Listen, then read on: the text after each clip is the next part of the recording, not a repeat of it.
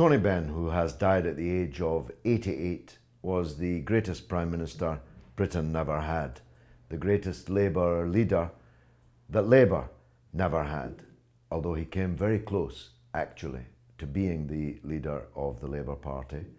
In 1981, he came within 1% of becoming the deputy leader of the party, and the elderly leader, Michael Foot, would soon, I think, have made way for him.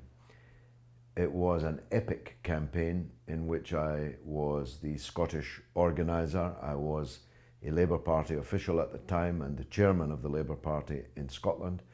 And Mr. Benn rang me up to consult me before deciding to run, and I wholeheartedly supported him, then as now.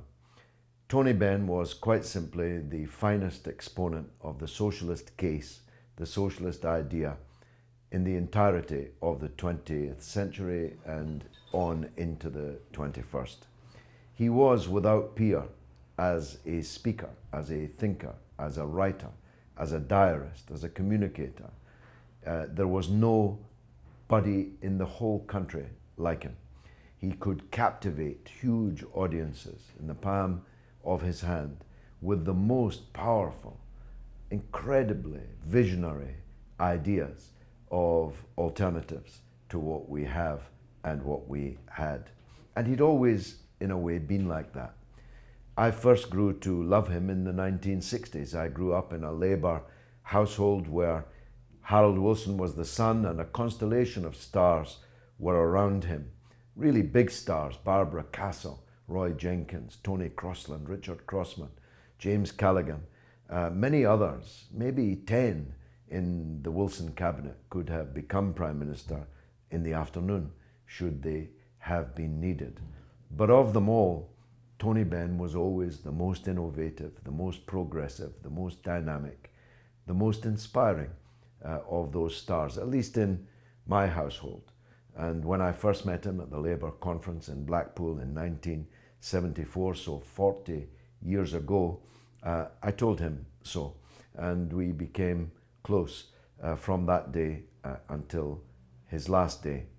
I worked with him, as I said, in the great epic deputy leadership campaign, of which he was cheated, by the way, only by the very powerful super votes of a group of members of Parliament who cast their vote against Mr. Benn and then promptly defected from the Labour Party to the SDP, which then kept Mrs. Thatcher in power for a decade and now sits in David Cameron's Tory cabinet. So in fact, Mr. Benn was cheated of the deputy leadership and thus the leadership of the Labour Party by traitors to the very idea of Labour. There was also a rather significant schism opened at that time with what were called the soft left, people like Neil Kinnock and the late Robin Cook, who backed an alternative, no-hope candidate just in order to divide Mr. Benn's votes, and they succeeded, though by the very narrowest of margins. The STP got their 30 pieces of silver by sitting in Cameron's Tory government. Neil Kinnock is now an establishment clown in the House of Lords. He did his bit too. If Mr. Benn had won the Labour leadership, it's almost impossible now to imagine what might have been possible. Mr. Benn would have withdrawn Britain from NATO, withdrawn us from the European Economic Community on democratic grounds rather than on any xenophobic ones. He was no UKIPper. He would have nationalised the banks, the pharmaceutical companies, the great commanding heights of the British economy. He would have introduced workers' control into their lives. He would have put all that progressive dynamism that he had displayed since the 1960s into practice. Now, of course, if he had become the Labour leader in 1981 or 1982, we might have lost the next general election, but then we did anyway.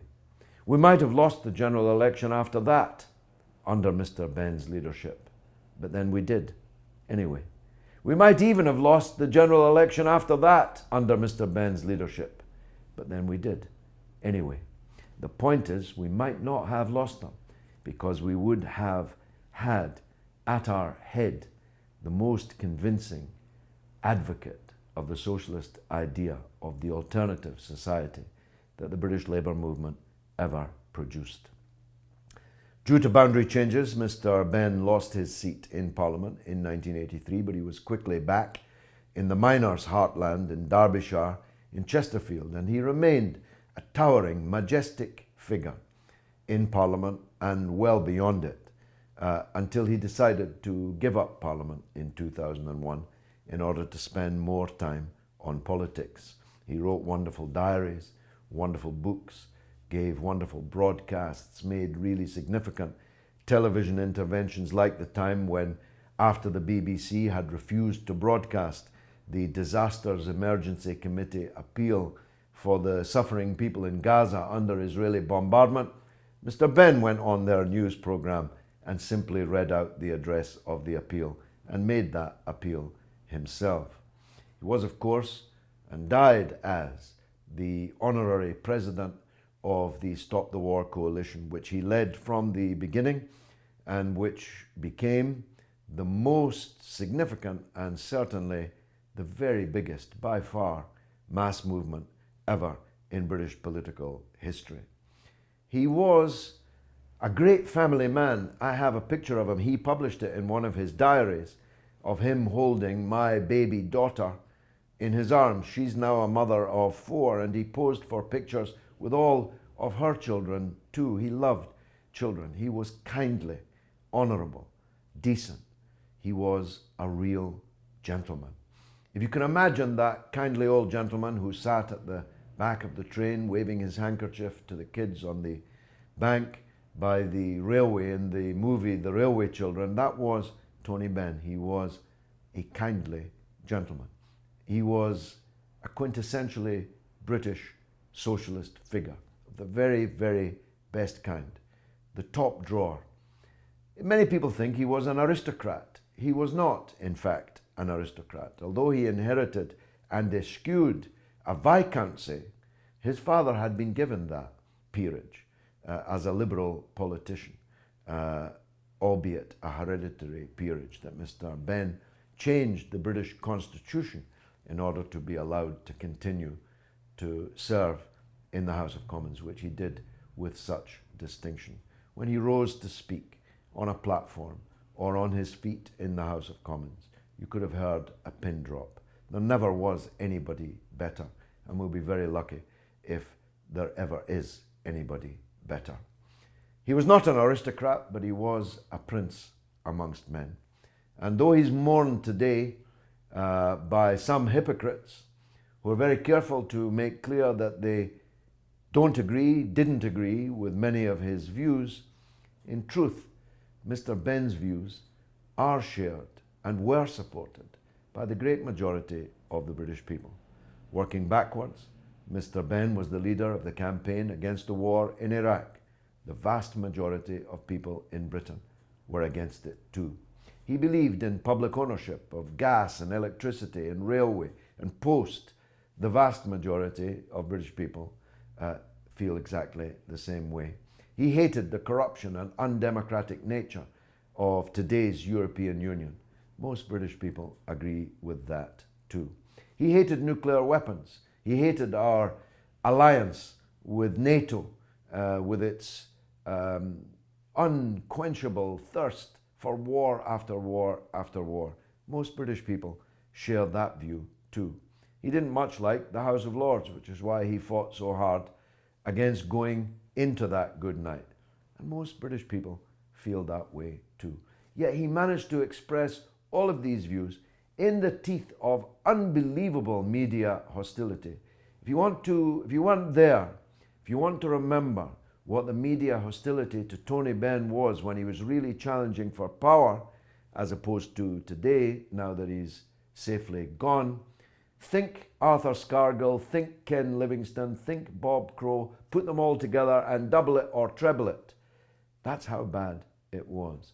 Whole pages of serious newspapers were given over in 1981 to tell us, in the words of cod psychologists, how Tony Benn was literally insane.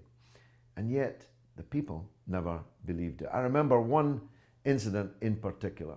In 1981, I was traveling all over the country with him. We stopped in a motorway service station after a great meeting in Liverpool at the St. George's Hall the night before. First, everybody in the cafeteria came over to greet him. In those days, there were no camera phones, so every person had to get a very time-consuming autograph. Then out of the kitchens, wearing their aprons and their chef's hats, came all of the workers in the service station. Then people, seeing this kerfuffle going on, started to come in from the petrol station forecourt, abandoning their vehicles in order to do so. Then Tony got up on a chair and made an impromptu speech. It felt like a revolution, and maybe it could have been. Just at the height of his campaign for power, Mr. Benn was struck down with a very obscure syndrome called the Guillain-Barré syndrome, which sent him to his bed for crucial weeks during the campaign, affected his nervous system, left him shaky on the legs for the rest of his life. It was suspicious to those of us close to him at the time, and frankly, it's suspicious now, especially what we now suspect about what happened to Hugo Chavez, Fidel Castro, President Kirchner of Argentina, and other left-wing leaders. But that's a story perhaps for another day. It is the greatest of the many privileges of my life that I was a lieutenant of the great Tony Benn, that I marched with him, that I helped to sustain his epic challenge for a different Britain and a different world. He was a prince among men, and in the words of Shakespeare, he was a man. Take him for all in all. I shall not look upon his like again. Tony Benn, I salute you.